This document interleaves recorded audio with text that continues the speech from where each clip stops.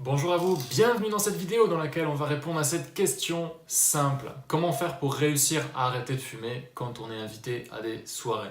Comment faire pour vivre sans tabac, même dans les situations les plus tentantes comme être en soirée, faire la fête avec les potes, avec les collègues, etc. Donc c'est vraiment une vraie question parce que c'est typiquement le genre de situation que l'on associe avec cigarette. On associe le plaisir de passer du temps entre amis avec le fait de fumer. Et ça s'est construit, comme je l'ai dit dans une vidéo sur Instagram cette fois-ci. Donc ceux qui ne sont pas abonnés à mon compte Instagram, allez-y parce que j'ai fait une vidéo par jour pour le mois sans tabac 2018. Donc vous avez 30 vidéos d'une minute seulement, mais qui sont pleines de petites pépites où je réponds dans chacune à une question précise. Donc bon, si vous n'avez pas Instagram, c'est pas grave, vous êtes complètement has-been, mais c'est pas grave, on vous en veut pas. Non, je rigole.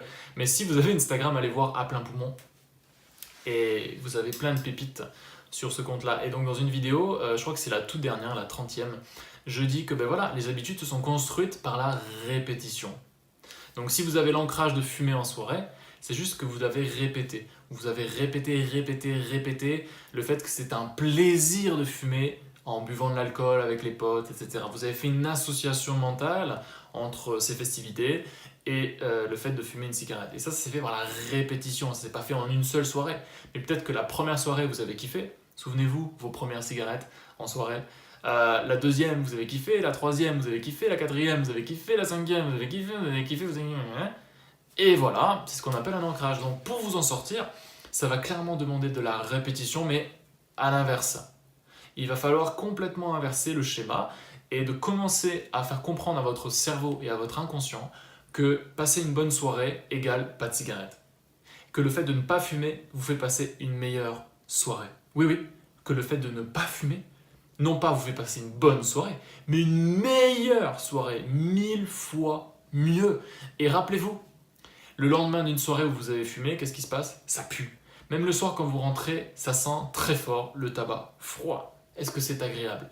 Si vous faites la soirée chez vous, vous vous réveillez le matin, ça schlingue la cigarette. Vous êtes obligé de tout ouvrir. Si c'est en hiver, bah, il va falloir avoir un peu froid, c'est dégueulasse. Et puis ça fait des aquariums. Et puis vraiment, c'est horrible. C'est horrible, c'est horrible. Les vêtements, les cheveux, tout. Ok. Donc il y a plein de désavantages. En plus, en général, en soirée, on a tendance à se lâcher grave. Et donc du coup, on a tendance à fumer beaucoup et le lendemain, on peut tousser. Ok. Et pourtant, on fume quand même parce qu'on est accro. Enfin, c'est vraiment... Pensez-y, hein, parce qu'il y a un effet qui se coule, mais il y a aussi un effet qui n'est pas du tout sexy. Mais donc dans cette vidéo, je voudrais vous donner 7 conseils pour faire en sorte que votre arrêt du tabac soit une réussite, malgré vos potes, malgré vos collègues qui vous invitent à des super soirées. Première chose que j'aimerais vous dire, eh bien, c'est tout simplement d'éviter. Évitez si c'est trop tentant pour vous, si c'est trop difficile les premiers jours, les premières semaines sans tabac, évitez tant pis d'aller à des soirées. Si vous avez essayé d'aller à des soirées en arrêtant de fumer, que vous avez échoué, peut-être évitez pendant quelques jours ou quelques mois, quelques semaines, ok? Faites ce sacrifice-là. Je pense que les personnes qui vous aiment vraiment pourront le comprendre et je pense même qu'elles seront fières de vous. Donc c'est pas un sacrifice pour rien, mais en revanche, si vous évitez d'aller à cette soirée, bah faites-vous un kiff. Faites-vous un kiff tout seul ou avec votre conjoint, je sais pas, mais faites-vous un bon film, je sais pas, prenez soin de vous, faites quelque chose qui soit aussi plaisant, que ce soit pas une torture d'éviter ce genre de soirée. La deuxième chose que je voudrais vous dire, c'est d'utiliser votre ego. On a tous un ego et parfois on peut l'utiliser, c'est ça qui est génial, pour atteindre nos objectifs. Et là, il y a une façon, si vous faites le choix d'aller à ces soirées, eh bien, de se dire que plus c'est dur, plus vous allez résister. Vous pouvez utiliser votre ego utiliser votre ego pour faire en sorte qu'à chaque fois que vous avez la tentation, vous vous dites, eh bien, puisque j'ai la tentation, je vais pas le faire. Que ce soit un peu comme ça, de l'ordre de votre ego, de vous dire, ah ouais, c'est tentant, ah ouais, c'est tentant, ah ouais, bah vas-y, fume-moi à la gueule, vas-y, fume des cigarettes, fais ce que tu veux, fume, vas-y, propose-moi même des cigarettes, je vais te dire non, ok? Donc plus c'est tentant, moins vous le faites, ça j'appelle ça le switch, c'est de voir la situation différente. Par exemple, il y a des personnes qui me disent, dans un autre contexte, elles me disent, oh, mais moi je veux arrêter de fumer, mais mon conjoint fume. Il fume devant moi, je le vois tout le temps fumer, je sens l'odeur. Et bien de vous dire, plus vous sentez l'odeur, plus il fume, plus vous n'allez pas fumer. De jouer un peu la provocation par rapport à ça. Voilà, c'est le mot que je cherchais. La provocation. Troisième chose, c'est de s'engager. Engagez-vous les amis avec des personnes de votre entourage. Engagez-vous. Vous les appelez, vous les voyez, vous dites, hey, Cette fois-ci, c'est pas des conneries. Vraiment, j'ai vu des vidéos sur internet, je suis allé voir un tabacologue, je suis allé voir un tel, un psy, un hypnothérapeute, ce que vous voulez, et vous vous engagez avec la personne, vous dites je passe 1 mois sans tabac au minimum. Là c'est sûr j'arrête de fumer. Et même mieux que ça, je vous invite à vous engager avec les personnes qui sont à la soirée. Les personnes qui sont à la soirée. Pourquoi ? Parce qu'on déteste ne pas tenir ses promesses. On déteste passer pour un lâche, on déteste passer pour quelqu'un qui ne tient pas sa parole. Donc engagez-vous, qui plus est avec les personnes qui sont à la soirée. Et comme ça, non seulement les vrais amis vont vous encourager, et ça va vous booster. C'est un petit peu de l'ego aussi, mais ça marche. Ensuite, 4e conseil, c'est de demander aux autres, que ce soit les personnes qui sont à la soirée ou pas, de respecter pleinement votre choix, de respecter pleinement votre décision. Et ça, le respect, ça peut passer par aller fumer à un autre endroit. Ou alors, quand ils sont avec vous, de faire attention à ne pas vous souffler la fumée à la bouche. Ou alors qu'ils vous demandent, est-ce que ça te dérange si je fume devant toi ? D'imposer un peu votre nouveau style de vie. D'imposer, et bien aussi d'exposer votre vulnérabilité, votre authenticité, de leur dire, hey, c'était pas forcément très facile de ne pas fumer, est-ce que tu peux m'aider et ne pas fumer devant moi par exemple ce soir ? Voilà, osez demander qu'on respecte votre décision. 5e chose que je voulais vous dire, c'est d'utiliser la vapote. Vous pouvez utiliser la cigarette électronique, donc c'est pas obligatoire. Moi j'ai arrêté de fumer sans ça parce que c'était pas mon délire du tout, mais je comprends que ça puisse être votre délire. C'est pas un délire en fait, c'est vraiment quelque chose qui aide des gens. Moi j'ai dû reconnaître, malgré que, même si j'étais pas très fan de la cigarette électronique à la base, c'est vrai, j'ai dû reconnaître que les études ont prouvé que c'était pas si toxique que ça, et que surtout beaucoup de personnes ont réussi à switcher complètement, à passer de 20 cigarettes par jour à rien du tout, rien qu'avec la vapote, et j'ai lu que beaucoup d'entre elles avaient même arrêté la vapote comme ça, au fil des jours. Donc c'est une solution. Et ça peut beaucoup vous aider en soirée parce que vous avez le geste. Vous avez le geste, vous avez la vapeur, il y a tout. Il y a tout sauf que c'est plus sain pour votre organisme. Donc ça c'est vraiment un point également important. Si la vapote ça vous tente, si c'est votre truc, si vous avez envie de tester, si vous connaissez des gens qui en utilisent, peut-être essayer, ça peut vous aider d'une manière temporaire à faire le pont entre votre vie de fumeur et votre vie de non-fumeur en soirée. Donc 6e conseil que j'aimerais vous donner, c'est de vous féliciter. Félicitez-vous, et même je dirais, au-delà de vous féliciter pour vos efforts, de planifier des récompenses. Quand vous allez à votre soirée, vous dites ok, là je suis conscient que ça va me demander un peu de volonté, je suis conscient que ça va me demander du courage. J'en ai parlé dans la vidéo d'hier, la volonté c'est un stock d'énergie. Et c'est un stock qui peut s'épuiser. Pour le recharger, il faut se faire plaisir, il faut se décontracter, etc.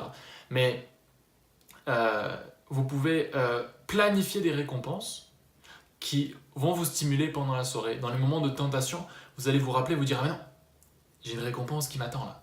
Et peut-être que c'est tout simplement en rentrant chez vous ou le lendemain de vous faire une super journée avec votre conjoint, votre conjointe. C'est peut-être de vous faire une partie d'un jeu vidéo, c'est peut-être de vous faire plaisir, de vous faire un achat. Peut-être vous faites un petit achat, un petit collier pour les filles, j'en sais rien, vous faites un collier. Oui, un collier. Donc un collier et un bracelet, d'accord ?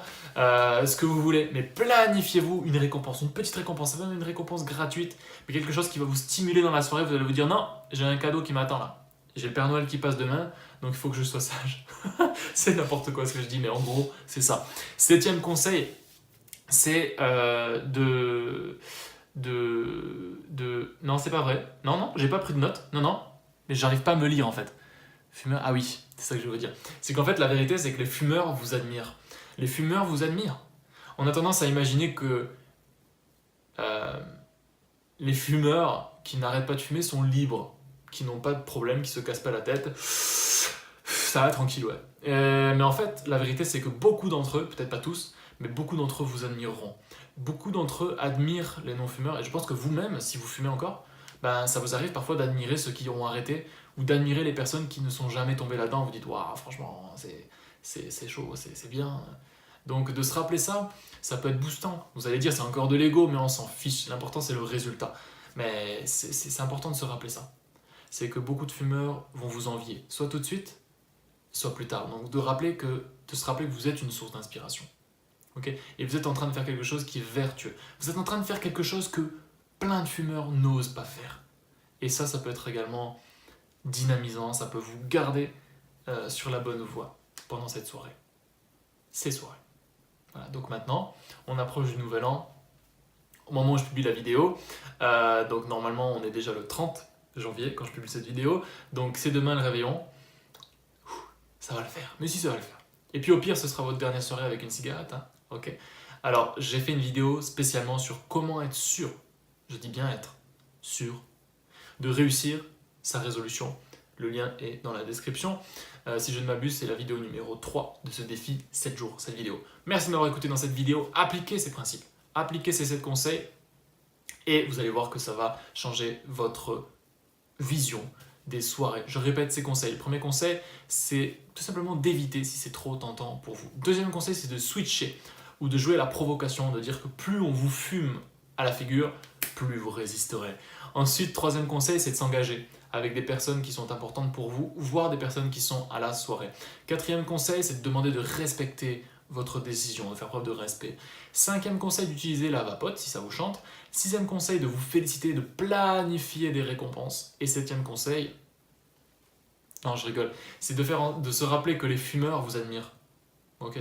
Que les fumeurs, il y a toujours une part d'eux qui va vous envier, vous admirer, donc c'est pas ici pour être arrogant ou quoi, non, mais de se rappeler que c'est sans doute le meilleur choix que vous pouvez faire et que, je vous rappelle, 100% des personnes